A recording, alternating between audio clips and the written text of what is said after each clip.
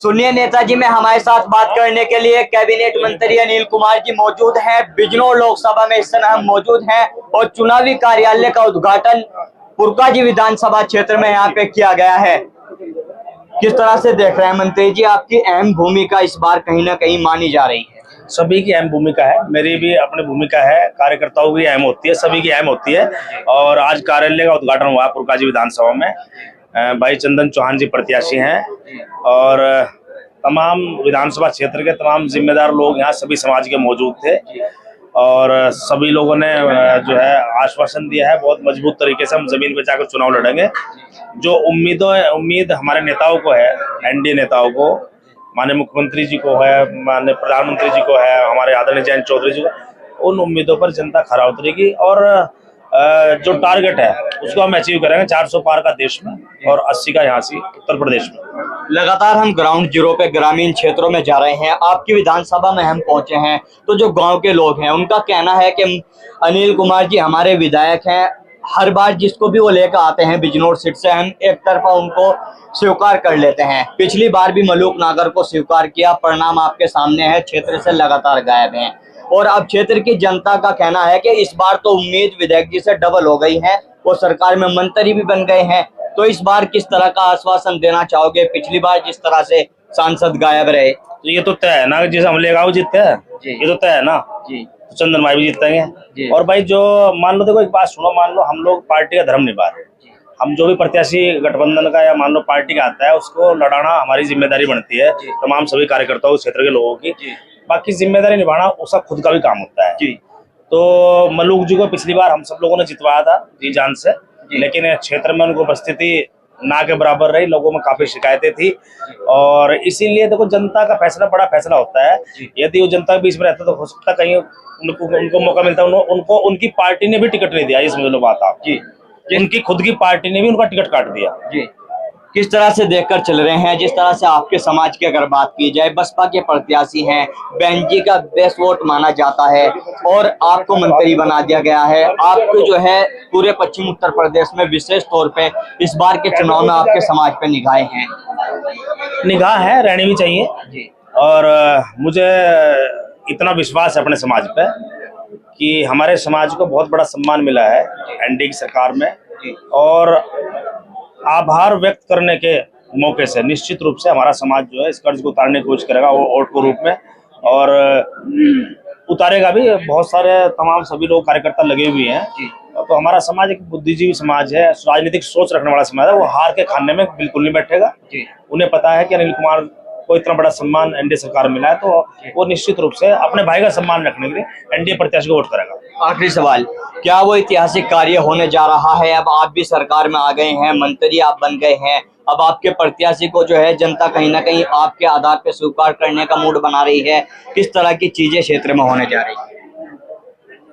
समझाने में क्या, ऐतिहासिक कार्य किस तरह का होने जा रहा है? क्या कमी अब तक आप समझ पाए? ऐतिहासिक कार्य तो होंगे ही। अब जो आदरणीय जैन जी सरकार में हम लोग शामिल हुए हैं, एनडीए सरकार में शामिल हुए हैं ऊपर से नीचे तक, तो निश्चित रूप से जनता की जो उम्मीदें हैं, हमारे क्षेत्र में बहुत सारी समस्याएं हैं, उन समस्याओं का हल सरकारी प्लेटफॉर्म पर रखेंगे और उन समस्याओं का हल भी करेंगे। और चंदन भाई एमपी होंगे, हम लोग, मैं विधायक भी हूँ, मिनिस्टर भी हूँ, संगठन के तमाम सभी लोग इकट्ठे होकर क्षेत्र के विकास के लिए और लोगों के सम्मान के लिए काम करेंगे। मैं इतना कह सकता। एक जो है लगातार चर्चाएं चल रही थी गठबंधन होने से पहले, जिस तरह से 36 का आंकड़ा भारतीय जनता पार्टी के कार्यकर्ता, राष्ट्रीय लोकदल के कार्यकर्ताओं में देखा जाता है। अब जिस तरह से आप भी मन से बोलते हुए कहते हैं कि हम अब एक हो गए हैं, सभी जो मन मुटाव की स्थिति थी वो तमाम खत्म हो गई है, किस तरह से देख रहे हैं? धरातल पे अभी भी कुछ ना कुछ नजर आ रहा है। कुछ नहीं होता। ये देखो एक बात सुनो, जो लोग सत्ता में होते हैं वो अपनी जिम्मेदारी निभाते हैं, वे जो उनके पास लोग जाते हैं उनकी मदद करते हैं। विपक्ष की जिम्मेदारी हम निभा रहे थे पहले, तो हम लोग विपक्ष में थे, सत्ता पक्ष अब सत्ता पक्ष के साथ जुड़े हुए हैं। तो कई कार्यकर्ताओं को छोटी मोटी बात है वो हो जाती है, इतनी बड़ी बात नहीं होती। जब आदमी जिम्मेदारी के पद पर रहता है तो निश्चित रूप से उस जिम्मेदार व्यक्ति हमें उसका ध्येय रहता है कि कोई मेरे क्षेत्र में कोई बड़ा लड़ाई झगड़ा ना हो तो उसका फैसला हो जाए, सबका ध्येय रहता है। लेकिन कई बार जो है हो जाता है कि किसी कार्यकर्ता का नफा नुकसान कुछ गलत फहमी हो जाता है। कोई गठबंधन नहीं चाहता, कोई सरकार किसी का नुकसान करना चाहती, कई बार हो जाता है। तो ऐसा अगर कहीं कोई सी बात पहले तो बात ऐसे, मतलब ये बात मैं अपनी तरफ से कह रहा हूँ, कहीं क्षेत्र में ऐसी बात मुझे दिखाई नहीं दे रही। हमारे साथ जितने भी लोग जुड़े हुए हैं राष्ट्रीय लोकदल के लोग, आज तमाम सब लोग यहाँ हमारे इस कार्यक्रम है यहाँ है, और बीजेपी के तमाम सभी लोग हैं। राष्ट्रीय लोकदल भाजपा एक हो गई है, तो टक्कर किससे मान के चल रहे हैं? टक्कर किसी से नहीं है, एक तरफा चुनाव है, मैं आपको सही बता रहा हूँ। ये सारी विपक्षी पार्टी, चाहे कोई सी पार्टी हो, सपा हो, कांग्रेस हो, सब अपने अस्तित्व की लड़ाई लड़ रही है, जमानत बचाने की लड़ाई लड़ रही है। जो जमानत इनकी पर्चे में जा रही, जो धनराशि जा रही है, उसे बचाने की लड़ाई है, बस इनकी और कुछ नहीं है। जिस तरह से समाजवादी पार्टी के प्रत्याशी का दावा है कि साइकिल इतनी तेज चलेगी, एनडीए गठबंधन रखा रह जाएगा। आप भी साइकिल का हिस्सा रह चुके हैं। देखो क्यों वो जो इस बात को कह रहे हैं वो तो रिजल्ट बताएगा ना। अभी ईद हो जाने दो, और ईद के बाद सब काम ठीक होगा, देखते रहो। सब मुस्लिम समाज के लोग जो है भाई चंदन वोट देंगे।